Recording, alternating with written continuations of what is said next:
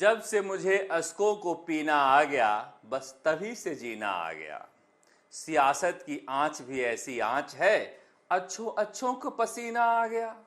राजस्थान की सियासत में किसको पसीना आ रहा है और कौन अश्कों को पीना सीख गया है और फिर जीना भी सीख गया है।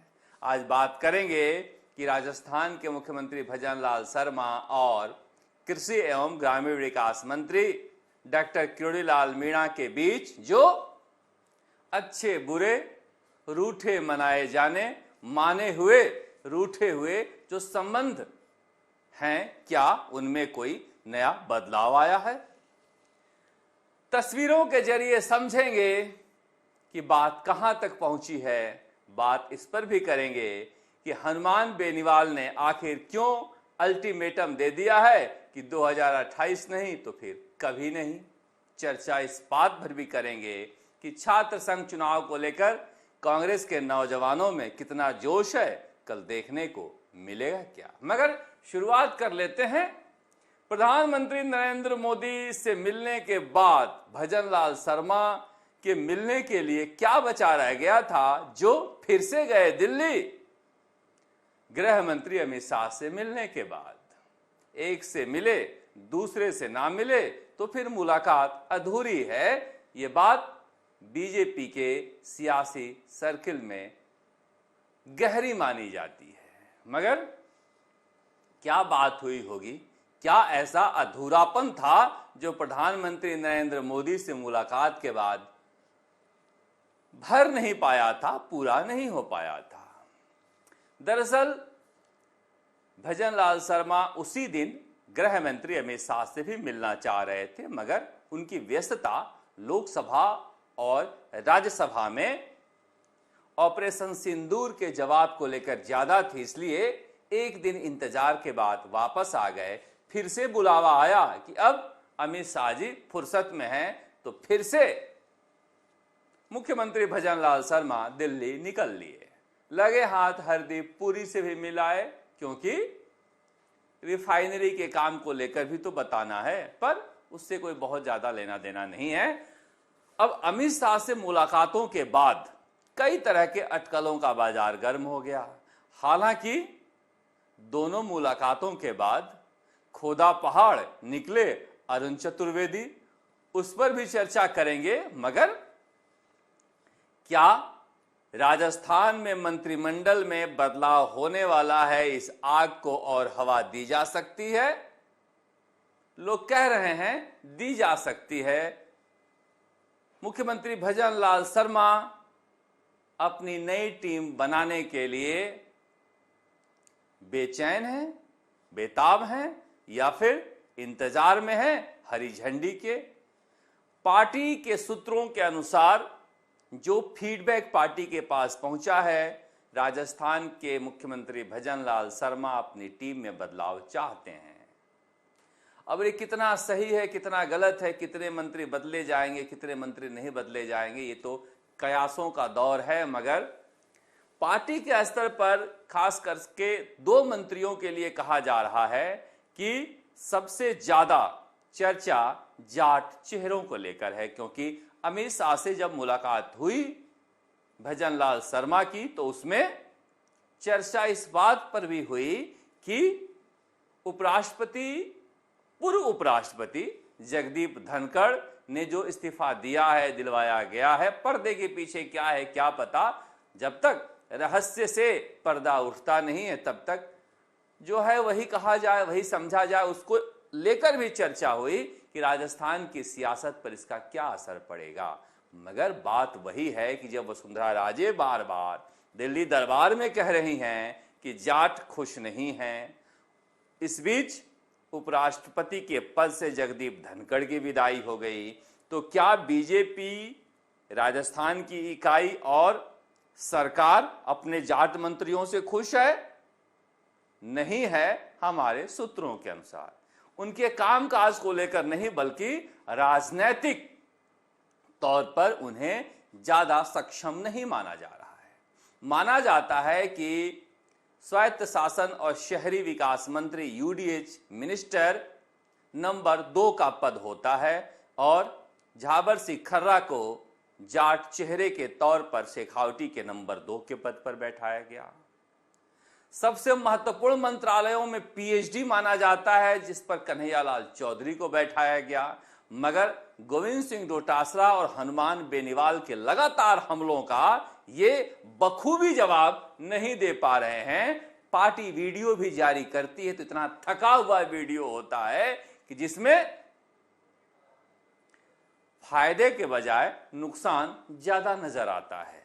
तो आप इतना भारी भरकम मंत्रालय दे दें और उसका राजनीतिक फायदा बहुत नहीं मिल पा रहा हो, इसलिए उसे बदलने की छटपटाहट है। खोज हो रही है कि कौन सा वो जाट चेहरा है बीजेपी में 14 विधायकों में से जो जाट वोट बैंक को अपने पाले में ला सके, अगर इतने बड़े और महत्वपूर्ण मंत्रालय दिए जाएं तो।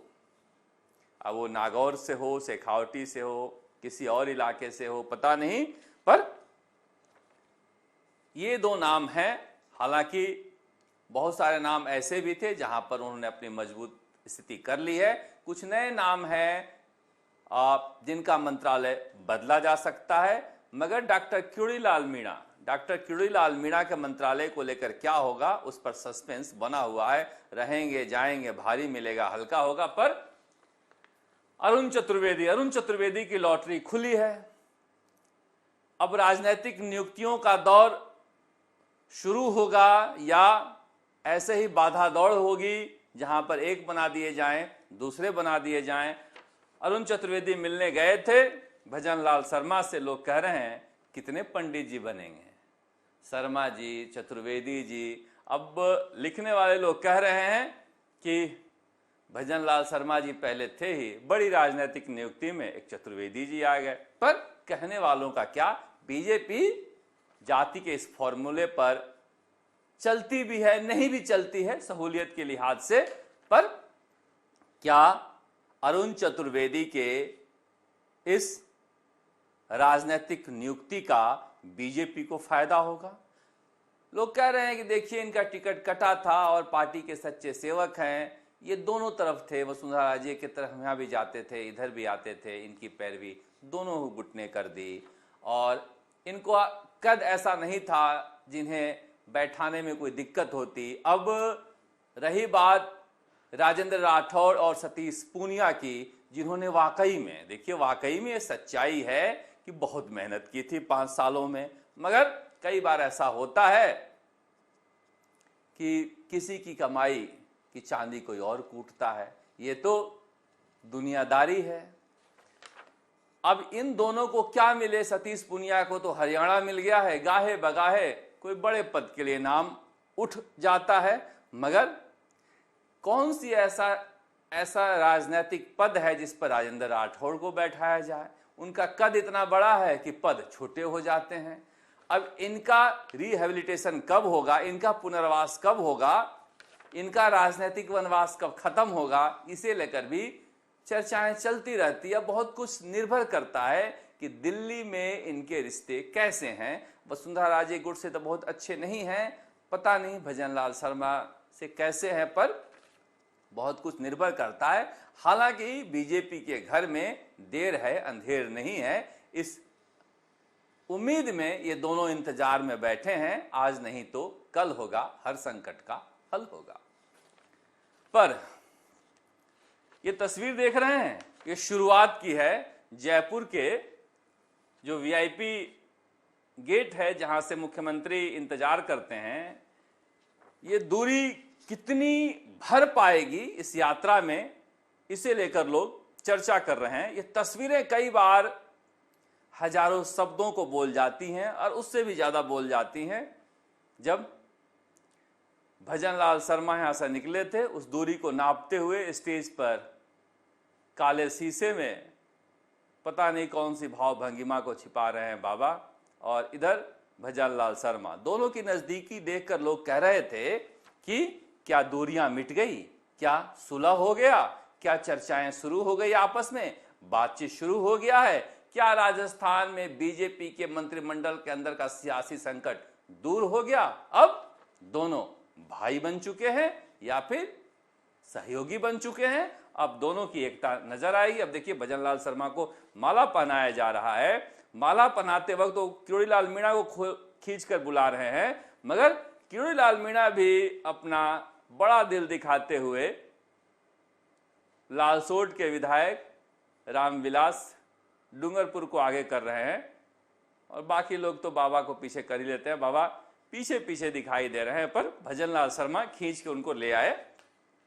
कोशिश लगातार जारी है, कोशिश लगातार जारी है। और ये आवाज देंगे, इसमें स्वागत का कार्यक्रम है। स्वागत के कार्यक्रम में मुझे देखकर थोड़ा सा अटपटा लगा। ये अटपटा इसलिए लगा कि सरकारी कार्यक्रम है, दौसा में इसरदा डैम से पानी आ रहा है, इसमें विप्र सेना का प्रदेश अध्यक्ष को बुलाया जा रहा है फरसा भेंट करने के लिए।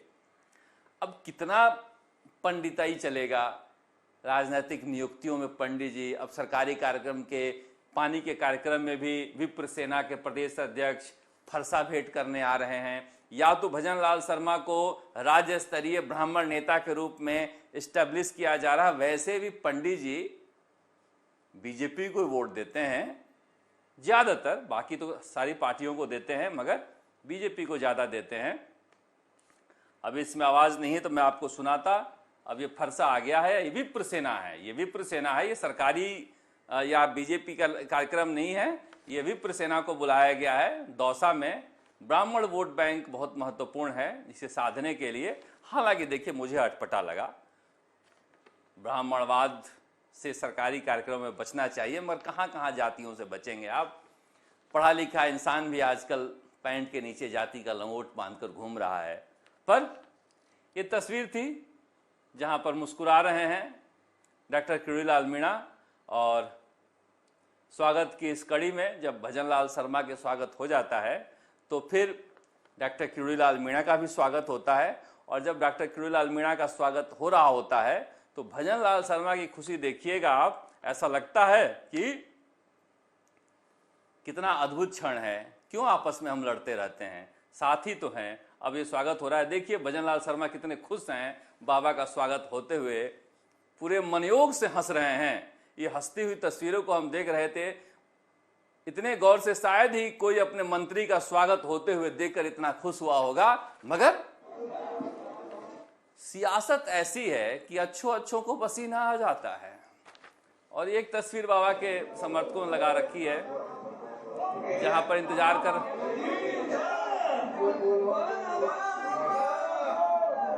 मंत्रालय से ज्यादा मजा इनको यहीं आता है।